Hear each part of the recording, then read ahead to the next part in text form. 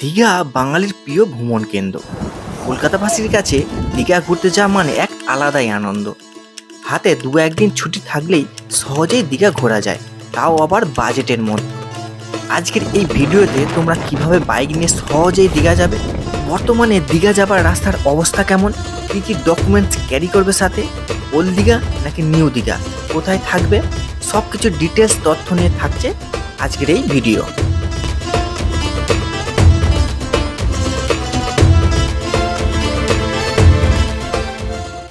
তো hello friends, welcome back to my YouTube channel.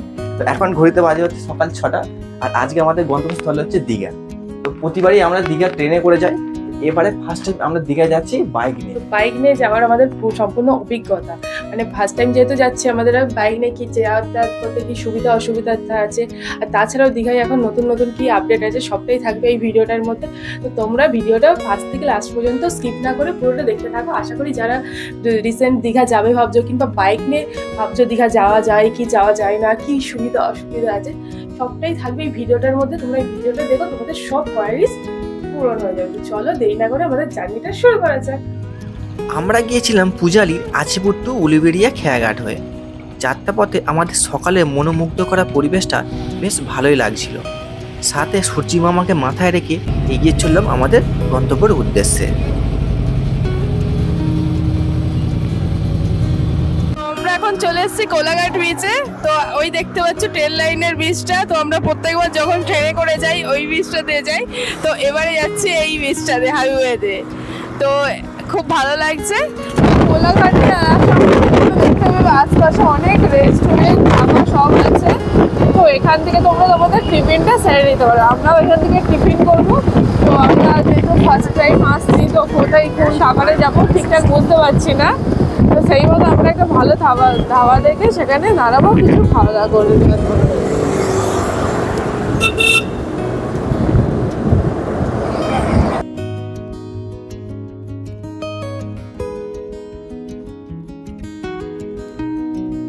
তো আমরা একটা এইখানে ধাবা রেস্টুরেন্ট থেকে দাঁড়িয়েছি। তো তারা দেখি কি পাওয়া যায়, তো এখান থেকে টিফিন করার ইচ্ছা আছে।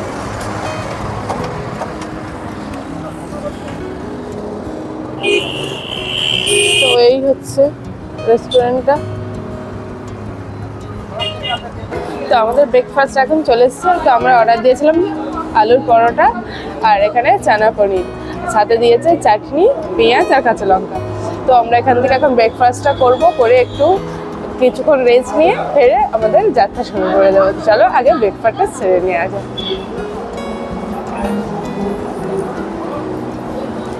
তো কোলাঘাটে টিফিন করে নেওয়ার পরে আমরা ফের আমাদের যাত্রা শুরু করে দিয়েছি। তো এবারে আমরা NH 16-তে এতক্ষণ যাচ্ছিলাম। এবারে NH 16 ছেড়ে আমরা এইটা NH 116 নম্বর সড়কপথ ধরেছি। তো এই সড়কপথটাই টানা চলে যাচ্ছে দীঘাতে। তো দেখো আশেপাশে ভিউটা কত সুন্দর লাগছে, জাস্ট অসাধারণ লাগছে। সকালবেলায় আরো ভালো লাগছিল। যারা বাইক নিয়ে আসবে তাদেরকে বলবো একটু সকাল সকাল বেরোনোর চেষ্টা করবে, কারণ বাইকে আসলে সকাল সকালটা খুব ভালো লাগে। কারণ এই আস্তে আস্তে যত রোদ উঠতে থাকছে তত মানে একটু কষ্ট তো হবেই, তবুও ভালো লাগছে বাইক জার্নিটা। প্রথমবার আমরা যাচ্ছি বাইকে। তো এটা একটা টোল ট্যাক্স এরিয়া চলে এসেছি আমরা।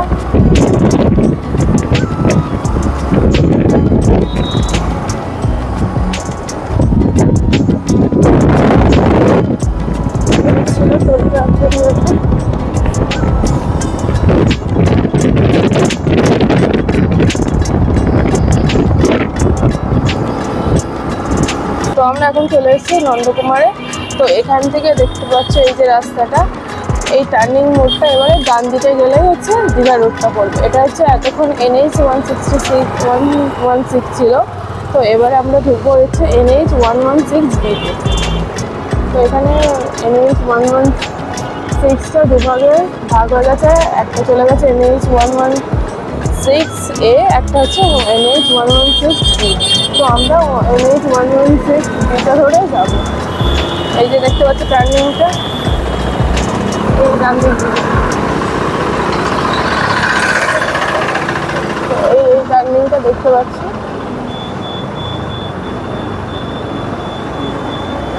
এখন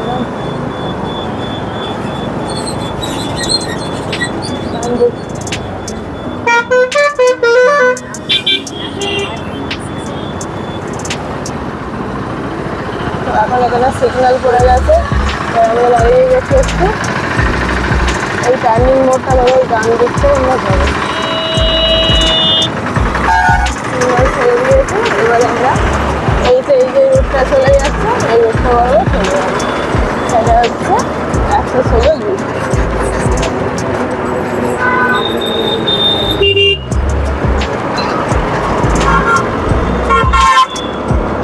তো এখান থেকে দীঘা দেখাচ্ছে মাত্র 87 কিলোমিটার। তো তোমাদের যেহেতু আমরা আগের ভিডিও কথা দিয়েছিলাম যে আমরা এবারে নেক্সট বার দীঘাতে বাইক ট্রেল করবো, তো তোমাদের কথা রাখার জন্যই আমরা কিন্তু বিশেষ করে এবারটা বাইকে করে দীঘায় যাচ্ছি।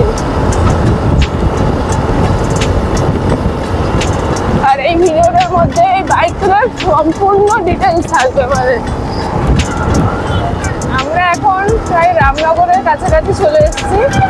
এখান থেকে দীঘার 12 কিলোমিটার দূরে মানে নিউ দীঘা, ওল্ড দীঘা আরো কাছে মানে 10 কিলোমিটারের মতো আর বাকি আছে।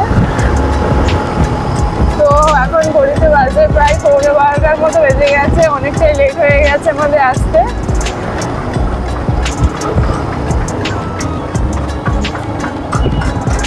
তো এটা হচ্ছে 14 মাইল। দীঘা এখান থেকে 10 কিলোমিটার দেখাচ্ছে সোজা।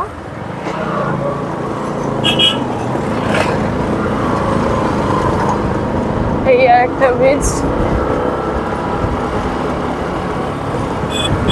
ব্রিজটার পরে হচ্ছে রামনগর, আর তারপরে দীঘা চলে আসছে। তো আমরা এখন চলে এসেছি দীঘা গেটের সামনে। তো এই গেটটা আমি প্রত্যেকবার ভিডিওতেই দেখেছি কারণ না কারণ, নিজে এখনো পর্যন্ত দেখা হয়নি কারণ আমরা কোনোদিন বাই রোড যাইনি। তো আজকে যেহেতু বাই রোড যাচ্ছে, এই রোডটা গেটটা দেখতে পেলাম। তো এটা হচ্ছে দীঘা প্রবেশের গেট।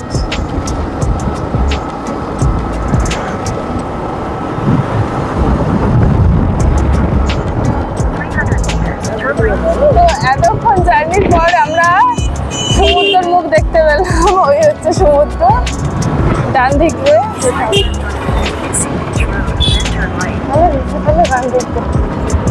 এই হচ্ছে চলে এসছে আমাদের ওল্ড দীঘা সি বিচ। চলো ডান দিকে।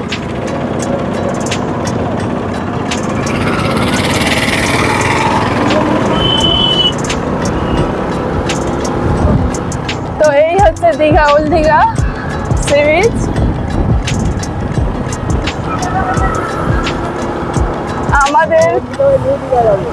আমাদের তথা তোমাদের সবারই হচ্ছে একটা চেনা জায়গা ওল্ড দীঘা।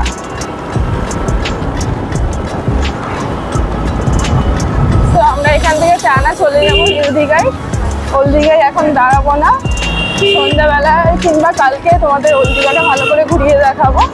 এই হচ্ছে দীঘার ওল্ড দীঘার নেহরু মার্কেট।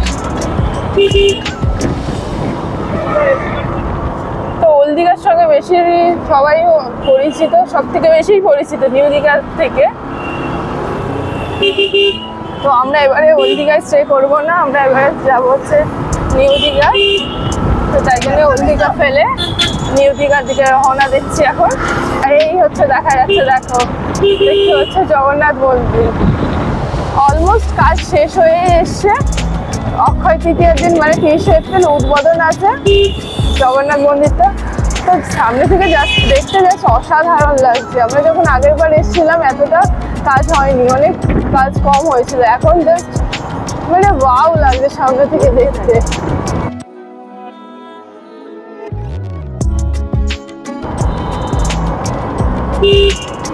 দেখো অসাধারণ দেখতে লাগছে। এখন এক ঝলক দেখিয়ে দিলাম তোমাদের, পরে এসে সুন্দর করে ভিডিও করে দেখিয়ে দেবো। আর আমরা সামনেই পড়ছি হচ্ছে দীঘা স্টেশন। আমরা প্রত্যেকবার যখন আসি স্টেশন থেকেই আসি। হ্যাঁ, এই হচ্ছে দীঘা স্টেশন।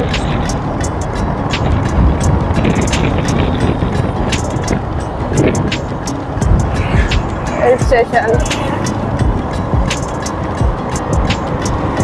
আর সামনে 2 মিনিট এগিয়ে গেলেই পড়ে যাচ্ছে নিউ দীঘা। এবারে দীঘাতে এসে যে হোটেলে আমরা ছিলাম তার নাম হলো হোটেল রক্সি, যেটি ছিল নিউ দীঘার জাহাজবাড়ির ঠিক বিপরীত গলিতে। এই হচ্ছে আমাদের হোটেলের সামনের ভিউটা। চলো এবার এই হোটেলে আমাদের রুম ট্যুরটা তোমাদের দেখিয়ে দিই।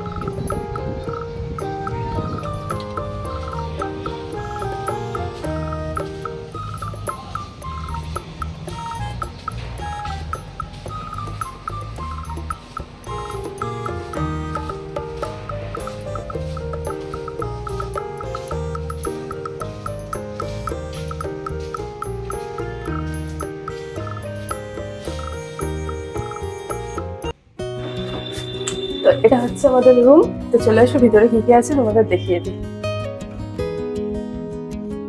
তো ফার্স্টে ঢুকতে হচ্ছে ওয়াশরুমটা পড়বে, ওয়াশরুমটা আমাদের লাস্টে দেখাচ্ছি। আগে এসো ভিতরে কি কি আছে দেখিয়ে দিই। তো ভিতরে আসলে এখানে একটা হচ্ছে বেড আছে, ডাবল বেড। এখানে তোমরা 2 থেকে 3 জন আরামসে থাকতে পারবে। সাথে 2টো বালিশ, একটা কম্বল দিয়েছে। এটা আমাদের নিজস্ব বেডশিট আমরা এখানে পেতে নিয়েছিলাম।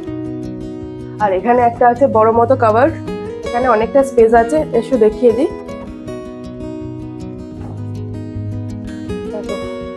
অনেকটা বড় কভার আছে, অনেক স্পেস আছে। এখানে অনেক জামা কাপড় থেকে যাবতীয় জিনিস রাখা যাবে। তো এখানে দেখতে পাচ্ছ একটু মেসি হয়ে আছে, যেহেতু আমরা সবকিছু জিনিসপত্র রেখে দিয়েছি। আর ওপরেও স্পেস আছে, তোমরা চাইলে এই স্পেসগুলো ইউজ করতে পারো, ঠিক আছে। আর তাছাড়াও এখানে একটা সুন্দর ড্রেসিং টেবিল এর মতো জিনিস আছে। আর তাছাড়া এখানে একটা টিভি ক্যাবিনেট আছে। এখানে যাবতীয় জিনিস রাখা জন্য অনেক স্পেস, অনেক মানে আমি বলবো অনেকটাই স্পেস আছে। আর এখানে একটা বেড সাইজ বক্স আছে। আর সাথে আছে একটা সুন্দর মিরর। আর ওখানে একটা পেন্টিং আছে। সাথে তো রুমে অনেক কটা আলো আছে, প্লাস পাখা আছে, আর ফল সিলিং করা আছে। মোটামুটি ছোটোর মধ্যে সুন্দর সাজানো একটা রুম এটা। আর ওয়াশরুমটা তোমাদের দেখিয়ে দিয়েছো।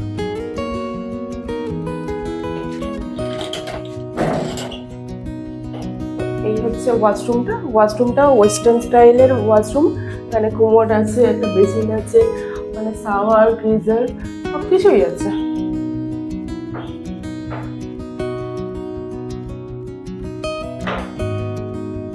তো যেহেতু হোলির সিজন চলছে, আমরা হোলির সময় এসেছি, তো সেহেতু আমরা তো আগে থেকে বুক করে আসিনি, সেই কারণে মোটামুটি হোটেল সব ফুল ছিল।